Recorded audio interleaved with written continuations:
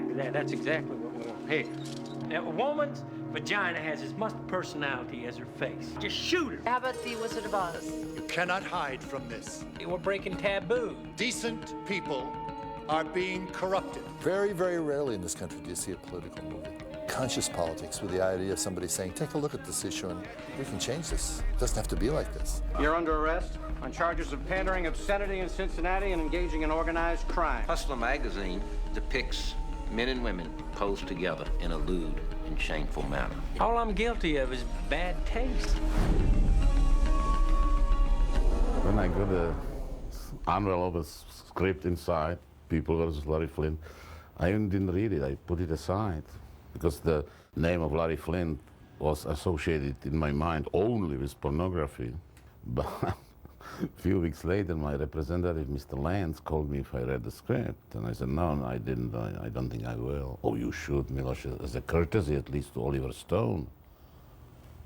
I was shocked. What has Oliver to do with Larry Flynt? I think it's important to examine not just dead figures, but living figures. I get into a lot of heat for interpreting contemporary history, but I think it's important that dramatists participate. The true stories gave us a freedom to talk about different subject matter that really doesn't usually get talked about in Hollywood film. In terms of who would play Larry Flynt, we knew we were walking a fine line between somebody who had to carry the film dramatically, because it was a real dramatic role, but who also didn't mind being a bit of a buffoon. I turned the whole world into a tabloid! It was very, very difficult to come up with actors that could pull that off, who were of the right age range, etc. And we had two people on the list. And one was Bill Murray, and one was Woody Harrelson. The script was sent over by my agent, also followed by a phone call from Oliver Stone, whose company was producing, and they seemed to be really high on this Larry Flynt movie. And I thought, everybody's losing their mind. I don't understand what merits he has that would mean the reason to make a film about him. I read the script, and it was amazing. Because maybe because I didn't expect anything, you know, I got suddenly such a wonderful story, which has nothing to do with pornography. You can't ignore when Miloš Forman wants to make a movie. It's a pretty big deal. So I went to meet Milos, and we talked about it. Pornography is just a pretext, you know, to talk about much more important things. And then I went and met Larry. You go up to his LFP building, you know, there, and then you walk out of the elevator, and there's zillions of dollars worth of artwork down the hall. So I go down into his office, and there he is, sitting back there in his gold wheelchair behind his desk. And I went and started talking with him, and by the end of that conversation, I really liked Larry Flynt. He's charismatic, but I also feel like he stood for things, and he stood up for things. He was talking about some important stuff. And he was a real thorn in the side of authority, and I guess he still is. I was staying at the Four Seasons Hotel in Los Angeles, and they called me, Mr. Harrelson is downstairs. So I go downstairs, and I'm looking around, and all I see is some maniac, you know, riding a wheelchair around the lobby. And that was Woody. And so we had dinner, and I was sold on Woody. I can't imagine anybody else in the part. My main concern was to be true to who he was and is. With all due respect, Your Honor, I am a publisher. It is my right under the freedom of the First Amendment to protect my sources. When we came up with the idea for the movie, it was not an authorized biography. We didn't even meet with Larry Flynt for a long, long, long time. We thought we'd have the most credibility writing the script with him having no involvement whatsoever. After the first draft, studios sort of realized that it'd be good to have his signature so they could use the Hustler trademark in the movie. And Larry said, all right, let me read the script. I want to meet with these guys. So we go in to meet with him, and we're like, oh, he's going to have so many problems because we moved this here, and I'll see when she gets sick, it actually happens later than it really happened there, and we changed these things, and we left his mother out of that scene. And Larry totally got the big picture. He understood that we had to take some liberties just to tell a 3-act story. He was amazing in that regard. He just had little picky problems, you know. And I never had an electric wheelchair. I never served molasses and biscuits in my first Hustler Club. It was only bologna sandwiches. It was the little details that galled him. The big stuff he totally got. Larry and Scott, the screenwriters, they accepted a great deal of my input because, they wanted to get it right. He didn't have any rights of approval of anything because all the materials were taken from public domain. But I wanted him to read the script and tell me what he thinks. So I met Larry Flynt for the first time. It was very interesting because he went very meticulously through the whole script, page by page, saying, well, this was not in Minneapolis, this was in Cincinnati, this was not in March, it was April, and like that, through the whole script. At the end, I said, well, Larry, there's a lot of things which are not flattering at all. You don't mind that? I don't mind that very much, but they are all true, so what can I do? And right there I asked Larry if he would play a judge, sentences himself to 25 years in prison. I remember the day Miloš Forman asked me to play the judge, and I said, hey, I'm not an actor. He said, don't worry, we'll help you through it. So, your specialty is porn? Porn? No. In fact, I should be perfectly honest. I don't really like what you do. It's not to my taste. It doesn't interest me. But what does interest me is civil liberties and First Amendment rights, and I think your case falls into that category. I'd like to try to help you out. I had been sent the script that summer, maybe like June even of 1995. The script was in a very different incarnation at that time. The original script of Larry Flynt was very funny, but it had a similar sort of, almost to me, a farcical tone that Ed Wood had, and there really wasn't a part for the lawyer. It wasn't really much of a part. So I remember I passed on it, or I just said, not interested. And it was later that fall that they called me and said, we want to talk to you about that Larry Flynt thing again. And I kind of said, oh, come on, what's up? And they said, well, Miloš Forman is directing it. And I kind of went, really? Francine Meisler, the casting director, set up meetings with about 15 people. And he was the first I met. Which is always dangerous because before you get to the last, usually forget the first. No, he was just staying in my mind through the whole time, and he was just brilliant. He was so completely mesmerizing as the lawyer in his audition. It was no contest. So I remember coming in and meeting him, and very confident, smart kid, And I remember at first being concerned, isn't he too young to be like, he's going to be my lawyer? He came to California shortly before principal photography commenced, and he spent a few days with me. He was in my office, and we spent time together. I went over the cases with him. And Edward, he had gone to Yale, and his father was a lawyer that had gone to Harvard. And so he had some familiarity with the law to begin with. I guess it was named Alan Isaacman in the script, but after I talked to him, I went and I did some looking into it. I found out sort of who the various lawyers that Larry had over time were, what their roles had been. I could tell that it was going to be a compression of about 3 different lawyers into one. There's 3 key cases in the movie, and in real life, to the best of my memory, the Ohio lawyer was Harold Farringer, the Georgia lawyer was Gene Reeves, who's really the one who got shot, and then the lawyer for Falwell was Alan Isaacman. But for the sake of the movie storytelling, we play them all as Isaacman. If you get on that plane, I quit. The relationship between Larry and Alan is very accurate in the movie. I think we nailed it. I mean, where we had to fudge things was Alan entered Larry's life at a much later date than he enters it in our movie. But we didn't want to have a new lawyer being introduced to the audience every 20 minutes. And when you have a case in Ohio, then you have a case in Atlanta, and you have a case in Los Angeles, technically you got to keep hiring different lawyers for those different cases. But an audience wants to have, people who have relationships, and that's what they're watching for 2 hours. I said to Miloš, if we can create a character whose emotional life is wrapped up in Larry Flynt's and who gets affected by this journey, then that would be interesting.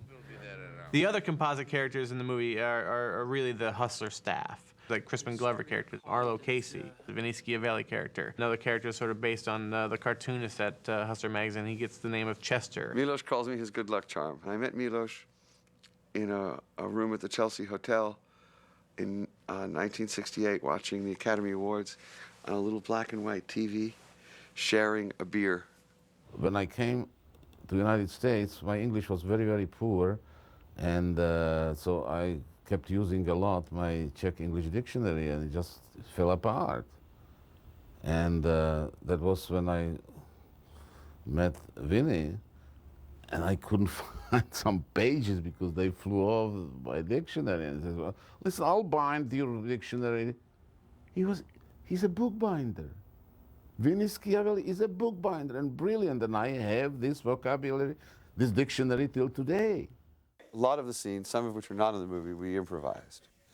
And I think it was very, very important that these guys not be stereotyped, not be crude, not make snappy jokes about the material that was in front of them. Milos's approach, of course, is to get as close as he can, casting a look as though it were the real person that he had, only he has actors to do it. Well, for me, it's very important how you orchestrate the faces in the film. You know, you have characters, he appears for 30 seconds here, then disappears for half an hour, then reappears. I want the audience immediately to remember that character. The challenge is always to, when you play somebody whose politics you disagree with or whose some aspect of their personality or their behavior that you disagree with, is not to step outside of your character and have a judgment on the character, which of course allows the audience then not to see the humanity of the character.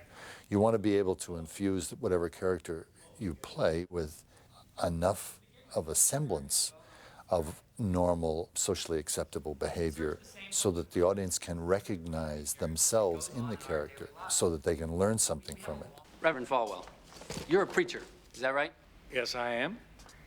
And as a preacher, you speak to a fairly broad audience. I mean, you preach on television and on your old-time gospel radio hour. I do. I had a friend who told me that this gentleman was a very fine man, a good actor, decent person, and I'm very sorry that he's passed away. But I met people, lots of places, who told me that he really captured your mannerisms and the way you walk and talk and express yourself. And obviously, Hollywood did a good job on that one. In the Cincinnati trial scene, James Carville, Clinton's, political strategist, was playing the right-wing conservative prosecutor who was going after Larry Flynt, which was hilarious. He would make these arguments in his scene, and then they would call cut, and he would go, God, it's very freeing to be able to say some of these things. He was like, it's great, I love flipping to the other side. He had to make an appointment in Oregon, I think. We were in Memphis, and Milos wanted to shoot. It was really important to do it, and what Carville was going to was important. So Larry said, no problem, take my plane. And flew him out and flew him back. Jimmy is Larry's brother, and I'm talking to Woody, and I said, Woody, who could play your brother? And Woody looked at me and said, I have a brother. I said, younger brother? Yeah. Well, bring him in. There are, perhaps I even say frighteningly, a lot of similarities and parallels between Larry and Jimmy's life in relationship to how Woody and I grew up as brothers. But in characters of Jimmy and Larry, it seemed to be pretty natural. And then working with a director like Miloš, there was only a couple spots where I had a couple hiccups, but Miloš got you over them before you even realized you were having a hiccup. And Brett was great. So I thought it's fun to have the brothers to play brothers. I think you might be a little young. Well, I look young. That makes a lot of money. I'm a real good dancer. That makes a lot of money. Maybe you're a little too young to be doing this. No way. There was something about Courtney which was unrepeatable. Studio said no, because they wouldn't find insurance company to insure her because of her, drug pasts and rumors of wild behavior or whatever, I don't know. She was the one. I just knew it, and I fought for her all the way. And Milos loved her. I really wanted it, so I did a screen test. I did a number of auditions with Woody. To me, she was a highly responsible, maybe eccentric, but, you know, responsible person, and she would get it done. She knew the importance of a film. Everyone was so supportive. I was so lucky to have such wonderful support from the cast. I believe that, you know, whoever is right for the part should get the part, regardless if it's a star or a starlet or an unknown actor or even non-professional actor, because they bring some kind of authenticity on the screen. And I found an insurance company through my friend in Lloyd's of London, you know, but it was very expensive. The studio said, no, we are not going to pay this kind of insurance. Well, Oliver Stone, Michael Houseman, Woody Harrelson, myself, and Courtney herself, we all chipped in and paid for the insurance. Courtney, since it was her really first big movie, was nervous about it, but boy, she stepped right into the shoes of Althea and did a great job. I've got an idea. How about the Wizard of Oz? Huh? What do you mean? Okay, like Dorothy is laying there in Kansas, and they're all gangbanging her, and there's Toto maybe even. She had a quality like Althea. She was, you know, feisty, energetic, smart, edgy. Woody and Courtney would get into these sparring matches sometimes. One time it was over Woody, perhaps because he really believed it, or perhaps because he was just trying to provoke Courtney. Said, well, I love Alanis Morissette, you know. Courtney just laid into him, and, you know, it was a fun set. That was a big chop that went right over our heads. Don't you give me that look, you son of a bitch. You'll never guess which one's Courtney. It's the kind of movie I'm not entirely convinced a born and bred American could have made.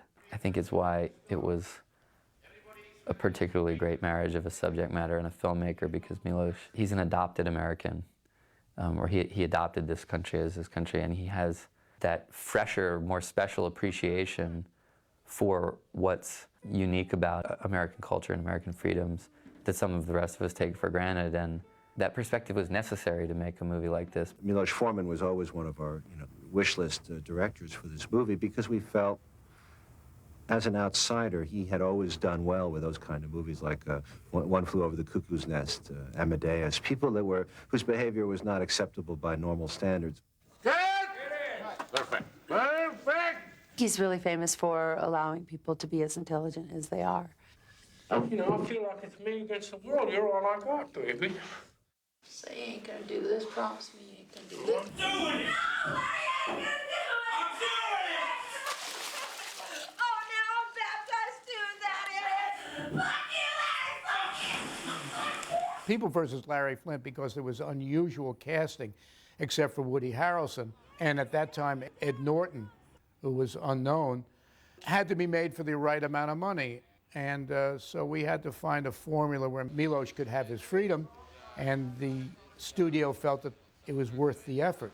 By shooting in Memphis for the majority of the movie, and then going to Los Angeles for the exteriors to give the reality of it, made it possible to make this movie for a reasonable amount of money. Even though none of the film takes place in Memphis, it had a lot of this kind of Americana ambiance that I would imagine existed in Columbus, Ohio, or in Virginia, or in some of these different places where the film took place. We had a schedule of 75 days, which was, you know, 25% shorter at least than what Milos was used to.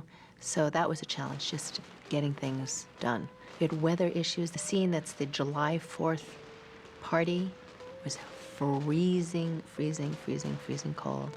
And it had been rescheduled many times because of rain, and we just had to get it done because it had to be done in Memphis. A scene that got shot that wound up on the cutting room floor was actually a very interesting thing, is that he made a replica of his boyhood home in the basement. And so in the scene right now, he's giving his mama and dad a tour of the house. That scene continued, and he took them downstairs, and they walked down the stairs, and he flicks on the light. And literally, it's basically that set from the opening of the movie. It's this log cabin in the middle of this huge basement. They don't even know where they are. They're like, wow, what is this about? And Larry basically felt that he was becoming so wealthy, but he really wanted to remember where he came from. The event depicted was a real party. The mansion itself is the home of a perfectly proper Memphis couple in rural, suburban Memphis. Very large home, but not really large enough to film in, and did not have the exact geography we needed. So we built the bedroom wing and also the jacuzzi and the spa. This was an empty building that was used as a carpenter shop. It consisted of 2 stories, and it was a loft building, probably used for cotton storage at one point or another. So we took over that building, both the exterior and the interior. We made Larry Flynt's first office and headquarters and first hustler club in that building. And there are several courthouses in the environs of Memphis, Tennessee, and we used those as locations. And of course, we built a couple of courts, including the Supreme Court. Certain things costume-wise that we recreated just as they existed, looking at the research and photos like what Larry wore. We did make some costumes. We also did vintage shop, and we rented a lot of costumes. It's quite a big time period. I believe it was 72 to 85. And, you know, then we got to take liberties with certain scenes, like the bicentennial, the 4th of July party. My co-designer, Mr. Pishtek, really sunk his teeth into that one and did an incredible job. And he also really focused on the beginning of the movie when Larry was a little boy in Kentucky. I thought it was a good idea that put the short image of their childhood there just to understand a little better this character, to show where it came from. The t-shirts in the film, these are all t-shirts that existed, that were printed and sold through Hustler magazine. It says, let's deflate this stuffed shirt and bring him down to our level. Our level, in this case, being admittedly a lower level than most people would like to be brought to. You know, Edward did a lot of work on that stuff himself. He went through and he made it great. The words used by the players in the Supreme Court were the actual words used by the lawyers and the justices. Somebody who saw the film was very upset because it never happens that people are even allowed to laugh in the Supreme Court. The caption suggests that this man is leading an ass to Washington. I can handle that. I think George can handle that. Listen to the transcript. Audio transcript from that court session, and you hear, the court's reaction and public's reaction. I really like the way the First Amendment issues get dealt with. I think it's really important what happened with Larry, but to me, the most important thing is just this love story between these two people who are despised maybe by society, but who have this amazing attraction to each other. Both of them having been so promiscuous and continued to be promiscuous throughout their marriage, still with them you sensed a deep, abiding love and a real devotion. When Larry goes off and decides he's going to become religious, when Althea becomes ill, these are great tests of their love, and that's something that nobody would deny them. As much as one may not like who they are, there really was a very, very romantic and strong relationship. It's a strange thing to accept that this man, this pornographer, was really deeply, deeply in love, and I believe he was. Larry Flynt was involved. He came to the set on those days that he was needed. He was helpful in providing information, but he wasn't meddlesome. We wound up using the Real Hustler offices for shooting. We used the Real Hustler plane. It wasn't an authorized biography. We wrote the movie and came up with the movie without any involvement at all from Larry Flynt. But as time crept on, he sort of became a part of the team a little bit. Probably at the end of the day to the detriment of how the movie was released, because when the movie became released, Larry Flynt started doing press.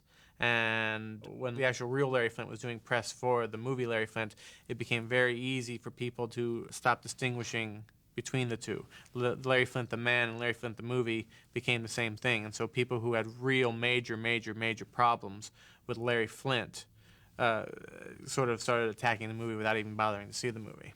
Our movie was, this is his life, and we have a political axe to grind. We have an agenda about making this free speech argument. We're trying to convince the audience that free speech is absolute and you can't draw a line down the middle of it. You got to buy Larry Flynt's argument at the end of the day. And so I think people really took offense at this, that not only are they putting this guy up on a pedestal just because he's the guy the movie is about, but they also want us to agree with his argument. Our premiere was at the New York Film Festival. It was the closing night of the New York Film Festival, and it seemed to be a perfect place for the film. It got an extraordinary reaction. Milos is a New York filmmaker, and the reviews of the film were uniformly superb, actually. They were quite good. We proceeded to open the film in select theaters in major cities throughout the fall. The film was performing extremely well, very high per-screen averages. Rolling Stone and many other magazines and newspapers named it their favorite film of the year. And it seemed to be on a glorious path. The Golden Globes, which were in January, awarded the film Best Director to Milos and Best Writer to Larry and Scott. But the tide had started turning on the film around that time. The fall looked very promising towards the end of the year, and then especially the beginning of the following year, 1997, when the film opened then much wider, there started to be a backlash. And it all started with Gloria Steinem, who had no concept of what this movie was about and probably never saw it.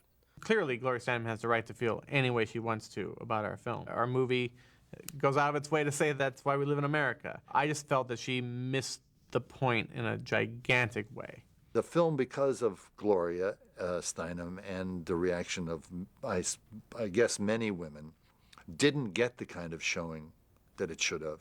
The elite on the left, especially women, missed the whole point of the movie. And so, of course, that gave the opportunity to pull this movie and not give it the kind of support that I think it deserved. The film is not about pornography. To blame the film, as Gloria Steinem did, that it glorifies pornography, it's the same nonsense as to blame Romeo and Juliet that it's glorifying teenage suicide. It's ridiculous. Soon this film was seen as being politically incorrect, rather being a smart, thought-provoking, savvy look at the best and worst of America. It became a glorification of a pornographer. It was almost funny that we thought the conservatives were going to come after this movie and attack us, and the conservatives, they loved the movie. They got it because it's constitutional law. It's literal interpretation of the Bill of Rights. That's what we're arguing. By the time the Academy nominations were solicited, there was an anonymous article in the trades. It was a slam article. It was basically an advertisement that was a negative, in effect, don't vote for this picture kind of thing. And when you tried to find out, as we did, who was behind this, you ran into a dead end.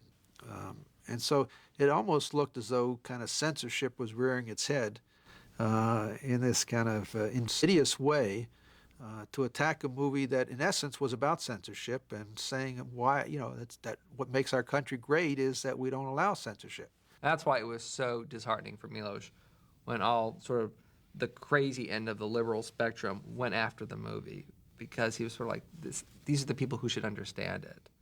People who saw the movie really understood what it was about and appreciated it. I guess a lot of people had the similar idea about Larry Flynt as I had before I read the script, that he's just a sleazy pornographer caring for nothing else but a buck, and some of them might have difficulties to change their mind, but the objective result of his court battles is undisputable. Freedom of the press is the most important freedom in a society.